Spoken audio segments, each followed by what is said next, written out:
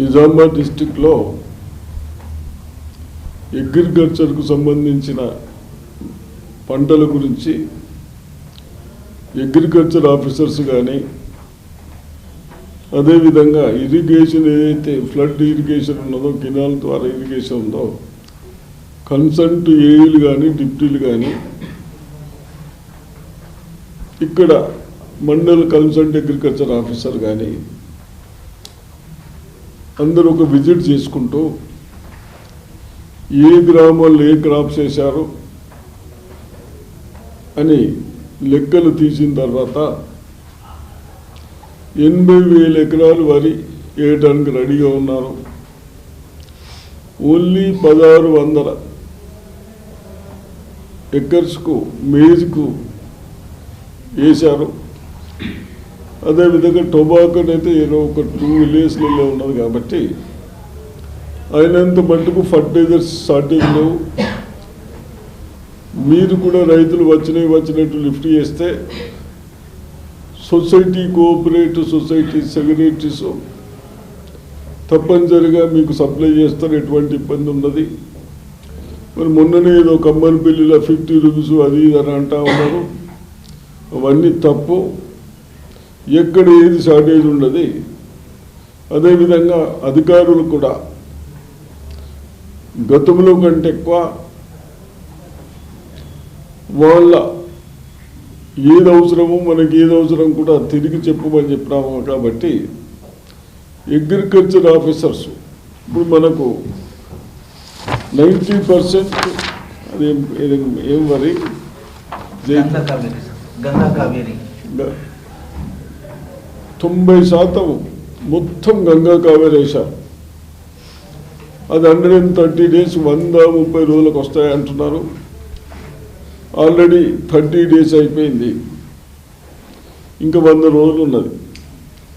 100 రోజులు తప్పనిసరిగా కినాల్స్ ఉన్న దగ్గర కినాల్స్ కానీ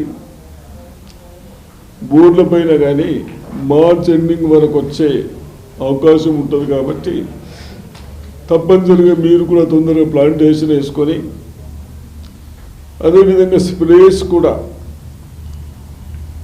మొన్న నుంచి నేను ఒక మీటింగ్ అటెండ్ అయితే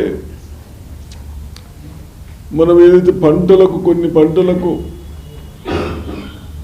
కెమికల్స్ యూజ్ చేస్తూ ఉన్నామో దానితో పశువులు గడ్డి తింటే మనకు పాల ద్వారా ఇబ్బందులు వస్తూ ఉన్నాయి. పాలు తీసుకున్న వాళ్ళకు, అదేవిధంగా పోల్ట్రీస్కి కానీ గొర్రెలకు కానీ మేకలకు కానీ ఈ డిసీజెస్ వాటికి కూడా పోయి మనకు ఎక్స్పోర్ట్ పోయే మటను చికెన్ ఎక్స్పోర్ట్ పోయేది, అవి కూడా ఇవన్నీ టెస్ట్ చేసి అవి కూడా మానేశారు. కాబట్టి మరి మీరు అంత భయంకరమైన స్ప్రేస్ యూజ్ చేయకుండా గైడ్లైన్స్ తీసుకోండి, ఆఫీసర్స్తో తీసుకోండి. ఆఫీసర్స్ మీకు సరిగ్గా గైడ్లైన్స్ ఇవ్వకుంటే మనం సైంటిస్టుని కూడా కన్సల్ట్ చేద్దాం. ఏదన్నా కానీ రేపు మనం కూడా అది కన్జంప్షన్ చేస్తూ ఉన్నాం. మళ్ళీ హాస్పిటల్కు చుట్టూ తిరగకుండా ఏదో 1 ఎకరం 2 ఎకరాలు దిగుబడి కొరకు మనం తొందరపాటు డిసిషన్తో మళ్ళీ ఎప్పుడు ప్రాబ్లమ్స్ వచ్చే విధంగా, అంటే మన నిజామాబాద్ డిస్ట్రిక్ట్ కానీ తినే దినుసులు బాగుండే అని ఒక ఆలోచన వస్తే మనందరికి ఇబ్బంది అవుతుంది. కాబట్టి అటువంటి ఆఫీసర్ల సజెషన్ ప్రకారం ఇంతకుముందు మనం గడ్డి మందు వాడేవాళ్ళం, అది బాగా గ్లైసోఫెట్ ఆ డేంజర్ని మనం భయం చేసినాం, బంద్ పెట్టాం, ఎక్కడ అమ్మకుండా వీలు.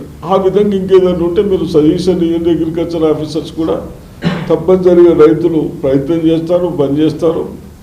అదేవిధంగా మొన్ననే మన కోఆపరేటివ్ ఆఫీసర్ గారు హార్మూర్ డివిజన్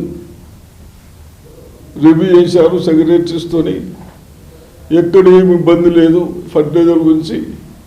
ఇప్పుడు నిజామాబాద్ బోధన్ డివిజన్స్ కూడా రివ్యూ చేశారు. తప్పనిసరిగా అన్ని సొసైటీల్లో డబ్బులు ఉన్నాయి. ఓ 25% మనం ఫర్టిలైజర్స్ ఇచ్చినాం.